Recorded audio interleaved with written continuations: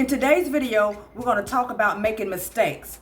Those mistakes that can either possibly get your work sent back to you or some simple mistakes that may even hinder you from getting the inspection done in the first place.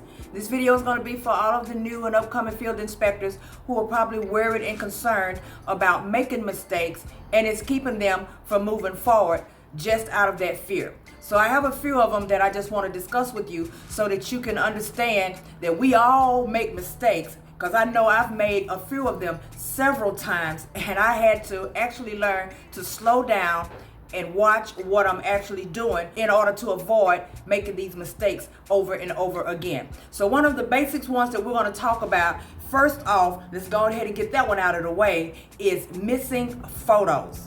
The last thing you want to do is miss a photo, especially if you've traveled to this location, it is completely out of your way, or it might have just been in your route.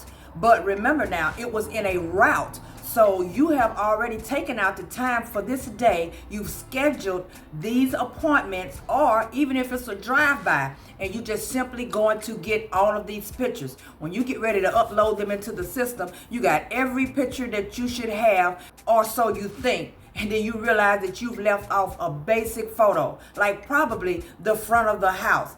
My main problem was missing the address, or thinking I have both sides of the house when I only have one side of the house.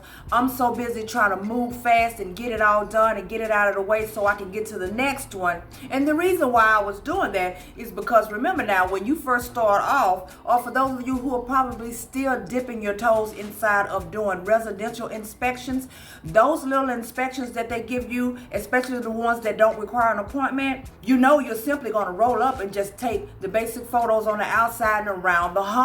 So if you have composited up a whole list of them and you're trying to get a certain amount done during that day, because they're not paying that much per stop in the first place, so in order to make a certain amount of money in that day, you're moving, right? So that's what I was doing, and I wasn't taking the time to go back through my photos and make sure that I had every single one. In my mind, I had clicked them all. And then when I get home, I'm uploading these images, and I missed one of the main images in it, which is the address, or probably one side of the house. All of those different things. That's the last thing you want to do. So you want to take your time so that you don't mess up. Because when you start to upload the images, and if that space is missing, because now some companies will have a space there for you to put something there to say why it's missing. But unless it's a roof and the house is really tall and there's an actual reason, there's no reason for missing the front of the house and an address verification. So if you don't have it and you attempt to send it in, they're going to send it right back because they need those pictures. And then guess what they make you have to do? Go back. And for those of you who are wondering, will they pay you to go back? Who pays someone for their mistakes? No, they're not going to pay you to go back. You're going to just have to suck that up and go back and get that picture. So to avoid this, start taking your pictures in a particular order. It will make your inspection go a whole lot smoother anyway. And before you pull off, scan back through each and every one of those photos. That way you make sure you haven't missed anything before you leave that residence or that commercial inspection. Since we're talking about photos, let's talk about clear photos. Not taking images that are clear enough for the quality control to even see what's on the image. Like, say for instance, blurry roof photos. You don't want to take blurry roof photos. If you take those, they can't make out what's going on up there. Of course, they probably can see that it's composition shingles, but they can't tell if the composition shingles are broken, if there's chips up there, if there's holes, or if it's a beautiful roof, because your picture is blurry. So always double check those, especially if you're using a monopod. I never go without checking, because I have before in the past, and I didn't even bother to send those in because I knew I couldn't even see what was going on with the picture my own self. I was like, why is this picture so blurry? That's because I used my monopod. I probably was moving. I probably didn't make sure my pod was still enough. I took the photo, I pulled it down, I could see an image and kept going without taking the time to actually zoom in on it and see that this picture is blurry. Make sure you take photos that are not blurry. And another one that is especially important is fire extinguishers. If you have to take fire extinguishers at a location, then you know that those images will also include the tag from the inspection that is connected to the fire extinguisher.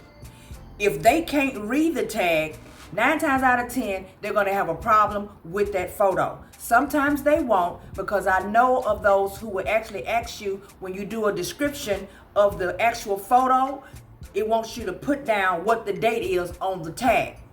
Sometimes you can get away with it, but then sometimes if it's so blurry and they can't see it, they are going to ask for another photo. So you don't want to take a picture of a fire extinguisher and you cannot actually see what that tag reads once you pull that photo back up on your phone. There are locations I've been to where the fire extinguisher is inside of a casing with a little lock on the top, and the casing is so nasty and you can't make out even your own self what it says. If that's the case, I always make sure I ask, where's the other fire extinguisher? If they don't have but that one, then I'm gonna need somebody to unlock this so that I can actually read this tag. Make sure that you can read that tag on your image. Okay, so now let's talk about researching properties. A lot of you probably don't research properties, and those of you who are new and about to just really get started into this, I strongly suggest that you research your property. And one of the things that made me start researching in the first place was because I was once working for a company, and I'm gonna say that, I was once working for this company, okay? And the workload, it was decent. The places I was going to, it was nice for a week or two, you know, and I was like, okay, I can get with this, you know. I had no issues. Then one day I had an inspection and I pulled it down. I left the house and I went to go take care of this location, and before I can even pull up good, I had this uneasy feeling coming across me. I was like, why am I so uneasy in this area?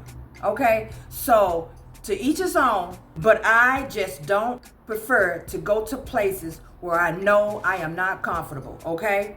And once I reached the actual location, it was just not somewhere I wanted to be. I was hearing sounds. I swore someone was inside of this home. The home was completely abandoned. Stuff was everywhere. You had to be completely bold to even attempt to go around the back because the home was extremely long and no work was done by me. I just immediately left the location, and then I had to call the company, or shall I say, write them and let them know that I cannot do this inspection, blase this, and because of blase that. Now, bear in mind now, you are not obligated to do a location that you don't feel comfortable with, but once you receive the file in the computer and you take that file and you click on it and download the paperwork, now they know you've retrieved the information. So to them, you have accepted the inspection. So now they're expecting you to do it. So now, since you've already decided I'm just not gonna do it, sometimes that could possibly make it look like you're not gonna pretty much do much work, okay? And you'll look around and they won't be sending you that much work at all anyway. So to save face on all of that, do some research, okay? And it's also important, I feel, to do research on the location because it allows you to familiarize yourself with where you're going. So you don't go in blind, not knowing exactly what the location entails. You may get a form of paperwork and it may have one address on it. And it'll tell you go to this address, and they done gave you one amount that they're gonna pay you for that address. But when you pull it up on the computer and you realize that this location is a full strip mall, okay? So now the next thing you need to do is when you call to set that appointment for that location, you want to make sure you ask them, do you own the entire strip mall? Is this inspection for this insurance going to be for the whole location? If that's the case, then that means you're going to be there all day. So you want to make sure, because if you don't feel like that what they're offering you pay is enough for this whole entire location, then that opens up something else. Now you need to communicate with your company and say, you guys gave me this address, but this is a whole strip mall and the insurance says that they're covering the whole location, and see what could be done about that. But it's always important to at least know what to expect, and it helps you to identify locations as well, other than just using the GPS when you get in the car. Let's talk about not getting contact information. I know a lot of you are familiar with the ones who are already doing this work. You are familiar with receiving files, and sometimes on it may have a contact name, it may have the contact phone number and their email address. When you call them, you may run across those who will say something like, well, let me get in touch with the property manager and I'll have them give you a call. Okay, that's fine. When they call you, you want to make sure you get their information. Sometimes you're going to have those that'll say, well, yes, I'm going to set up the appointment with you right now. One of the property managers is going to meet you there. And I am adding this into the list of making mistakes because I've done this on more than one occasion.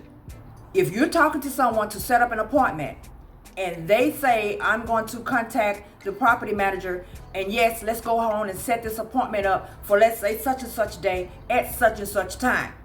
And you put it in your book and you're ready to go. So now when you get to this location, you don't have a contact name. You don't have a contact number. And please don't nobody beat me up in the comment section. I'm telling y'all, these are the mistakes that I have made not thinking clearly when I was setting up my appointments. Bear in mind, the person who you talk to, who is the owner of the location, did not tell you that they are going to meet you there. They said the property manager or someone else inside of an agency that they use for management company is going to be the one that's going to meet you at the location. So you're just like, okay, because you're not thinking straight on what you need to ask, and it never crosses your mind until you get to the actual location and nobody's there but you. And now you're like, what is happening? Why is this person not showed up? So then when you look at the file, you realize, oh, this is the lady that I talked to, and she said that somebody else was going to meet me here. Okay, so who's supposed to meet me here? I don't have no name. I don't have a number. I don't have nothing. I just have her number. Heaven forbid if you had to call her several times in the first place to even get the appointment set. Now you call her at the location, at the site somewhere, and she don't even answer the phone. Probably don't even have a voicemail. Heaven forbid if the voicemail is full, her mailbox is full. What? So now you're standing out here, the person who she done told you you're gonna meet didn't either show up or she forgot to tell them in the first place. So with all that being said, you wanna make sure that you get a contact name and a phone number of whoever is supposed to be meeting you at the location. I always ask that now. Okay, so who's meeting me there? Will it be you? Oh, okay. So what is his name again? Can you spell that for me? And what is his phone number? I'm going to need that in case I get there and something happens and I don't see him. That's what you need to do. So that when you get there and nobody shows up, you have a phone number. I cannot tell you, I know it's been several occasions when I first started doing this work that I had to walk away from an inspection because the person who I was supposed to meet didn't show up and your girl didn't even know who it was in the first place. So make sure that you get that information, write it down on your file so you will have it. Now let's talk about not getting the important questions answered. Sometimes we'll run across insureds that may not know the answer to all of the questions. When you ask them the questions off of your file, you're calling them out one by one and you're expecting answers. A lot of them don't know all the answers for whatever reason it may be. And because they didn't know the answer, or they just said, oh, you know what, I don't know. Sometimes they just don't care. You ask blah, blah, blah, and they're like, I don't know. Okay, so you know you can't leave these spaces open. And if it's not an answer that you can find on the internet on your own, you're going to need to have some sort of answer. But when we first start off, we find ourselves, and I'm not going to say everybody, let me speak for just me, okay? When I first started off doing this job, I was under the impression that the people who own these locations are going to know the answer to every question that I ask. I mean, after all, they bought it. It belongs to them. I expect them to know the answer to these questions. But lo and behold, they all do not. So what I was doing is something that's simple, and I mean, it's innocent, but it was just that I didn't have control of what was going on with the actual situation. So if I ask somebody something and they say, I don't know, I would just, probably put a little question mark near the question and keep going and keep answering the questions because I'm trying to get done and get out of there. But when I get to the house and start putting in the information into the system, these questions is something I cannot find on the internet because this pertains to them. Like, how much did you pay for the house? How much did you pay for your business? Sometimes these files have those sort of questions on there and they say, I don't know. So how you going to get the answer to that? So you're going to have to take control of those situations, and when you ask them a question like that and they say something like, I don't know, and you know that whatever that question is, it's something that you most definitely will not be able to find on the internet on your own. You need to tell them, well, I'm going to need to know that information before I leave today. So if you can look it up for me while I ask you the rest of these questions, that would be great. Do what you got to do to get those questions answered, and you won't have no problem. So we're talking about missing photos, blurred images, making sure we ask the right questions that are important that you cannot find at home, and make sure you get those questions answered. We're talking about making sure that you know exactly who your contact person is. All of these things are very important in order to make sure that your inspection goes as smoothly as you can possibly make it, and the QC from sending your paperwork back to you, and you got all these returns, and now you're upset because you have to make a U-turn and go back to a location, or now you got to call a person because you just simply put in the section for the question unknown, and they've sent it back to you and told you you need to answer that question. Now you got to call and chase these people all over again. Capture all of the important images, get all of the questions answered, and make sure you do everything in a particular order so that you stay organized per inspection, and before long you'll be moving faster and faster, and you automatically won't make any mistakes because you will be on autopilot when you hit the streets.